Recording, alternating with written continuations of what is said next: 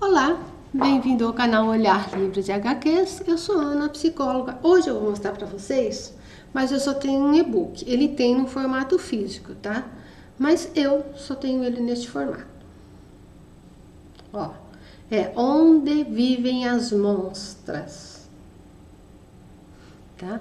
De Aoko Matsuda, da editora Gutenberg. Bom, Onde Vivem as Monstras é uma coletânea de 16 contos que aos poucos vão se entrelaçando entre si. Na minha opinião, a maioria dos contos são fontes de reflexão interessante. Embora não vá contá-los, eu vou elucidar o meu entendimento geral sobre alguns contos, inclusive contextualizando como entendi a dinâmica psíquica presente nos personagens. Essas histórias me lembram a narrativa do livro Arquétipo da Sombra, que depois eu posso deixar no card para vocês, ó, ver se eu consigo tirar da luz, ó, Arquétipo da Sombra. É um livro de psicologia junguiana, tá? Precisa ser junguiano? No início sim, mas depois quando ela vai falar de mitologia, não tanto, que vai falar aqui de vários heróis mitológicos, quando eles estavam no seu estado sombrio, antes de serem iluminados. Por isso, arquétipos da sombra. Todos passaram por um processo de iluminação da sombra. E é o que ela vai abordar. Não é tão difícil, mas quem nunca ouviu falar nada de psicologia, eu acho um pouquinho assim, mas tá? Nada que não possa ser depois por vocês aí, quem quiser investigar. Mas para quem é psicólogo, qualquer linha, e entende de mitologia, é tranquilo, tá? Então essas histórias aqui, essa narrativa desse livro, Arquétipos da Sombra, onde a autora é a doutora Joana Laprade, que é o que escreve, ela é uma psiquiatra que trabalha na abordagem junguiana, ou psicologia analítica de Carl Jung, tá?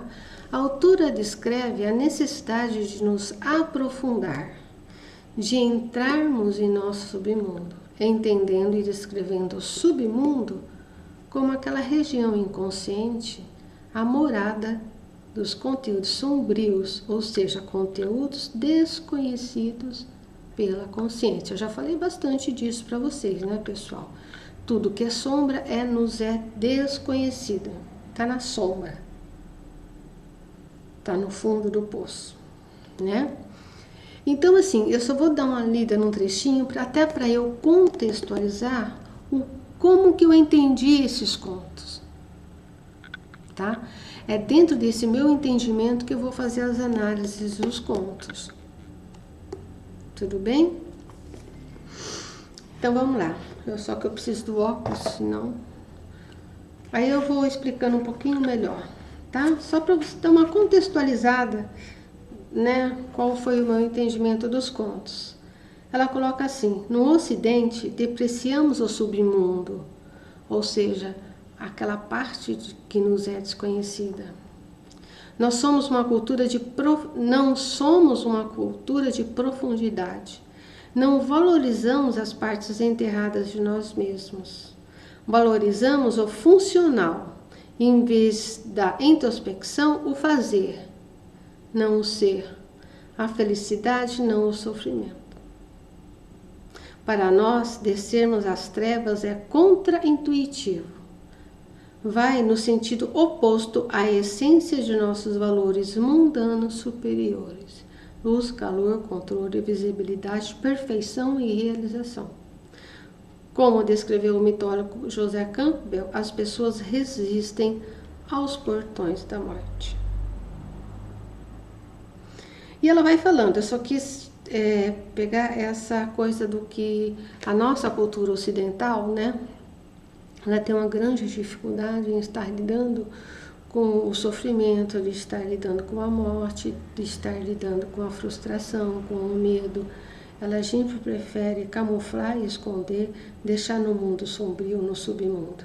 Só que quando irrompe, é feio, tá? Então, assim, no meu entender, é justamente o que acontece com todos os personagens os protagonistas dessas histórias, os personagens, cada um de uma forma particular, com sua singularidade, entram em contato com a sombra, ou seja, aquilo que eles deixaram enterrado há muito tempo, e tem a oportunidade de perceber, olhar, dialogar na possibilidade de torná-los iluminados e incorporados à sua identidade. Metaforicamente, o interagir dos personagens com seus fantasmas, todas as histórias têm a interação, gira em torno do protagonista com seu fantasma, cada uma na sua realidade do conto, tá? Que é um mergulho nesse submundo, onde se tornam conscientes de características, ou seja, verdades suas, até então soterrados no inconsciente. Então, a ideia é analisar os personagens fantasmas. Eu já falei para vocês e volto a repetir, não acredito no sobrenatural. O que eu acredito é no poder da mente, do psiquismo, tá? Então, a ideia é analisar os personagens fantasmas como metáforas do inconsciente. O irromper do desconhecido, conteúdos denominados como sombras. Sombra, porque eles ficam à nossa sombra e a gente não os vê, mas eles estão aqui, ó. Tá? Conteúdos, sejam às vezes a pessoa mais ou menos consciente ou inconsciente, que as pessoas ocultam medo, vergonha, culpa, inadequação, e a lista é grande. E aí a gente se pergunta, por que eles se relacionam com os fantasmas, né? A autora colocou, na minha forma, tá? A autora colocou uma forma de lidar consigo mesmo, alegoricamente, entre aspas, colocando um fantasma, tá? E aí, tem mais uma perguntinha. Por que é tão difícil para nós, principalmente no Ocidente, nos deixarmos adentrar no submundo? Segundo a autora, e agora eu vou ler só mais um trechinho, tá? Que é esse trechinho mesmo, que é que ela coloca aqui, ó. A jornada do submundo é universal, portanto, comum a todas as culturas, religiões, pessoas e lugares.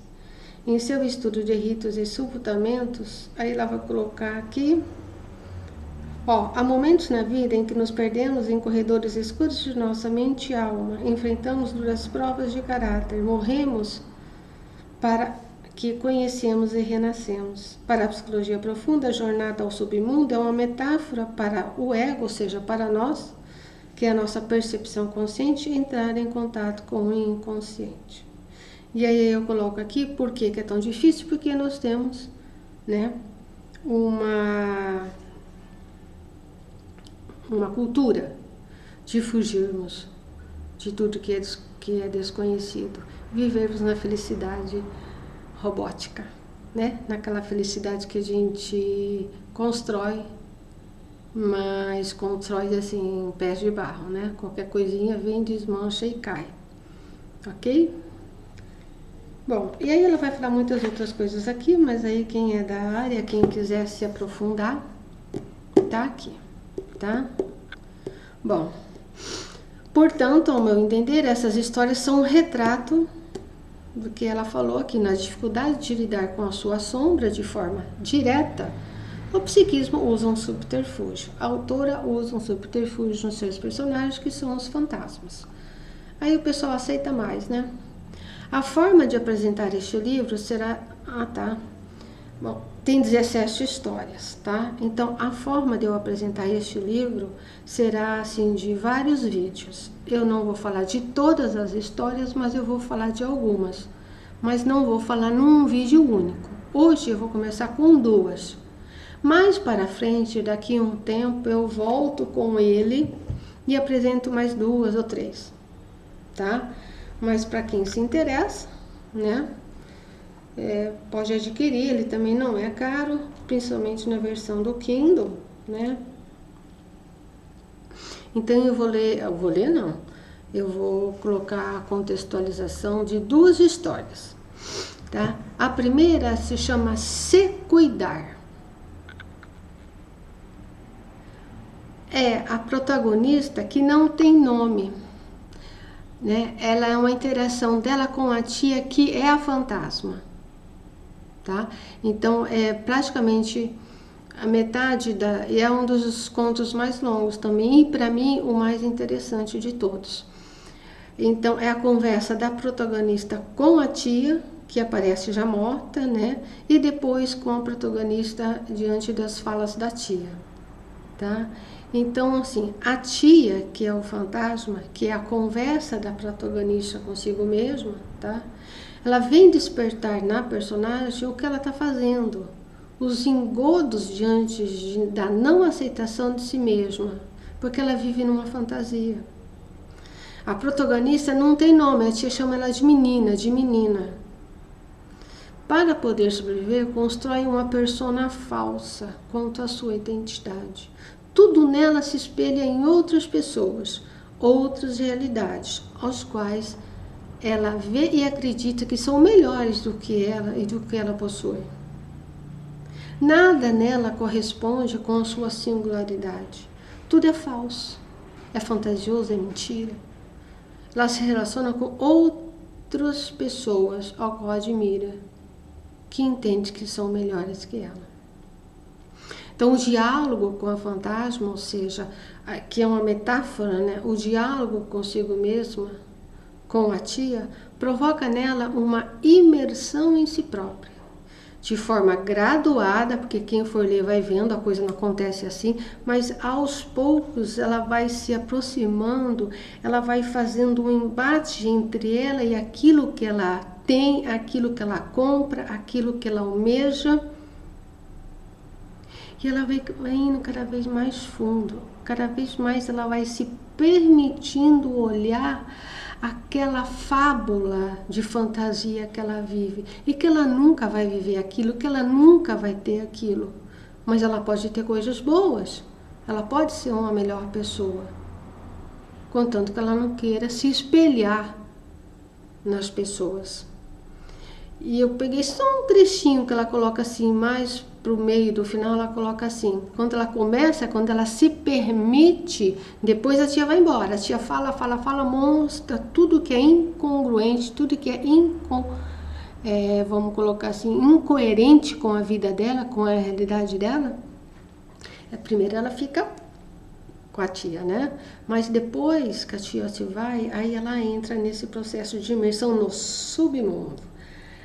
A tia despertou, ou seja, ela, né? Aconteceu alguma coisa, no caso, protagonizado pela tia, mas ela passou por uma experiência a qual ela se permite, abre uma pequena brechinha, a consciência dá uma baixada e aquilo que tem, que está no escuro, que está na sombra, que está no submundo, começa a emergir e ela vai dialogando, que é super interessante, tá?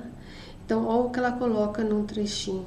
Eu fui reencontrando as memórias de tudo o que já tinha aturado na vida. Memórias guardadas em pequenas caixas, abrindo uma a uma, e elas foram se unindo em uma massa escura de aflição que crescia, porque daí ela foi se dando conta do quanto ela tinha de coisas dela mesma e que ela subterrava, que ela escondia. E isso é claro que dói, é claro que isso incomoda, é claro que isso não é bom. Se fosse, ninguém faria isso, né? Lá vou eu, ela disse, me disse a minha matéria escura. Matéria escura é aquilo que ela está se revelando de si mesma, aquilo que ela está permitindo descobrir, os engodos que ela estava vivendo, as fantasias que ela estava vivendo, destampando as caixinhas.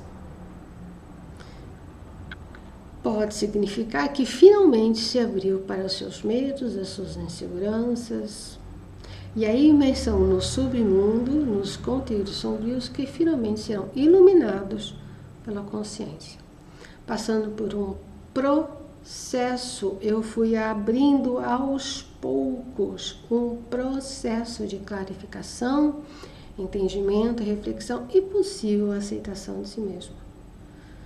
Um processo de autodescoberta e construção da sua singularidade. Para mim, esse é o melhor conto de todos esses 17. É o mais complexo, é o mais profundo e que tem um bom desfecho. Mas é super interessante. Você vai lendo e você vai podendo se encontrar ou não nesse processo com ela. Muito, muito, muito interessante. O próximo chama-se Rina Chan. A protagonista, agora essa protagonista tem nome. Mas vocês me desculpem, porque é um nome japonês e eu não faço nem ideia como se pronuncia. Eu vou só soletrar, tá? Shigemi Chan, tá? Acha um crânio, ela vai com uma amiga num terreno, sei lá ver o que, não lembro mais, e acha um crânio de uma jovem morta há muitos anos. O que acontece logo quando ela acha esse crânio, existe uma identificação, porque daí ela acha o crânio, é claro que eles vão ter que levar para a polícia vai fazer uma investigação e ver a história. E é uma jovem de muitos anos atrás e que teve uma vida muito difícil e que foi morta, tá? Mas ela, quando ela sabe dessa história da moça, a respeito da moça, existe uma identificação que ela não percebe do infortúnio dela com a vida dela, que é sem sentido e vazia. Então existe uma identificação, tá, com a história triste da moça e com, entre aspas, a história triste da vida dela. Ela não faz essa conexão consciente, tá? Isso é o que eu percebi no contexto da história. No contexto da história, ela fica com esse crânio, depois ela consegue ficar com esse crânio, tá? E ela cria na imaginação dela, essa moça aparece para elas, é como se fosse um amigo imaginário.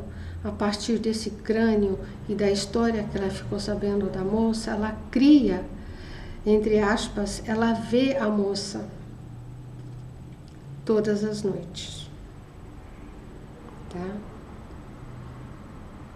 Só que essa moça, ela sempre aparece para ela toda suja e lameada, com o cabelo desregrado.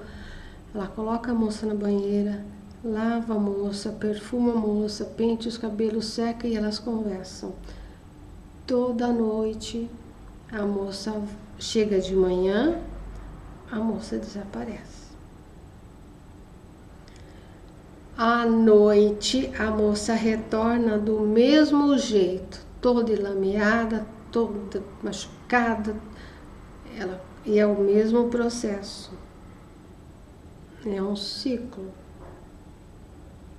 E um dia a moça fala para ela: foi graças à sua grande generosidade que eu finalmente pude voltar a ver a luz do sol, depois de longos anos submersa nas águas do rio Tama. Ela fala a luz do sol, da claridade assim, de estar vendo, porque é noite, né? Porque quando elas conversam a noite inteira, mas quando o dia a moça dorme, quando o dia amanhece, a fantasma já foi embora. Na claridade, voltar a ver a luz do sol, ou seja, aqueles conteúdos, vamos colocar agora que aquela fantasma é conteúdos e submersos na lama que a moça deixou e que estão voltando para serem colocados na consciência e passar por um processo de reflexão. A grande questão dessa história é o seguinte, é que a moça desaparece durante o dia. Não existe processo de reflexão. O processo de reflexão, ele só acontece, que é uma metáfora, tá? Ele só acontece à luz da consciência. E quando ela se relaciona, entre aspas, com essa fantasma, ela não está consciente. Ela está lidando com coisas inconscientes. Ela não consegue quebrar esse ciclo. Entende? Por isso que a moça volta toda noite lameada. Então, é um emergir. Aquele crânio abriu, aqueles conteúdos vêm, mas eles não são processados. Eles continuam sendo os mesmos. Não existe processo de reflexão. Ela vem só à noite. Ela fica só à noite. À noite, entre aspas. Não existe processo de clarificação. Você não vai iluminar na escuridão. Tem que estar claro para você iluminar. A escuridão, ela tem que sobreviver à claridade da luz, senão ela volta para o subterrâneo. E é o que acontece. Entre aspas, é como se a pessoa dormisse. Quando ela acorda, tudo voltou a ficar novamente na lama. Então, assim, é um desfecho que não tem. Assim, não tem um processo como teve a primeira história, porque ela fica ela fica nesse ciclo aonde não existe qualquer modificação das questões sombrias da parte dela. É como se fosse um sono mesmo, como se nesse momento que chega a noite e a moça aparece, é como, entre aspas, como se fosse um sonho, como se ela estivesse dormindo. Ela contatua com a moça, entre aspas, é um sonho lúcido, né? Porque elas conversam, elas trocam, elas compartilham, elas se harmonizam, mas vai chegando a claridade do dia, ela acorda e as coisas voltam. Então não existe um processo aí de conscientização. O que existe é uma estagnação.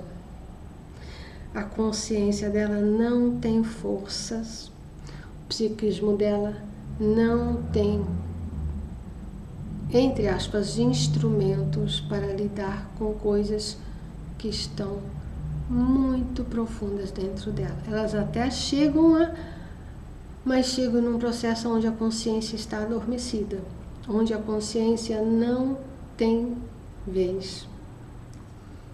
É um sonho mesmo, entende? É o que eu entendi, é o meu entendimento, tá? Vocês podem ler e ver outra coisa. É como um sonho mesmo. Chega à noite, ela adormece e aí ela se relaciona com a moça. E o conto acaba nesse ciclo. O final não tem final. Em termos de psiquismo, é uma estagnação. O risco é que uma hora isso possa se tornar tão forte e romper e ela perder realmente aí o contato com a realidade. Vamos dizer que ela está no caminho. Mas o conto acaba e fica a expectativa. Mas não é boa, infelizmente. Esse conto, ele é interessante, mas assim, dá para ver o que acontece quando a gente tem coisas muito profundas soterradas e que a consciência, não é nem a consciência, né, mas é que o psiquismo, ele tenta, pelo menos no sonho, né, vir à tona, mas aí eles, como fumaça, ela teria que entrar aí num processo, né, de psicoterapia para poder conversar, clarificar, iluminar esse conteúdo que aparece só nos sonhos, nos devaneios à noite.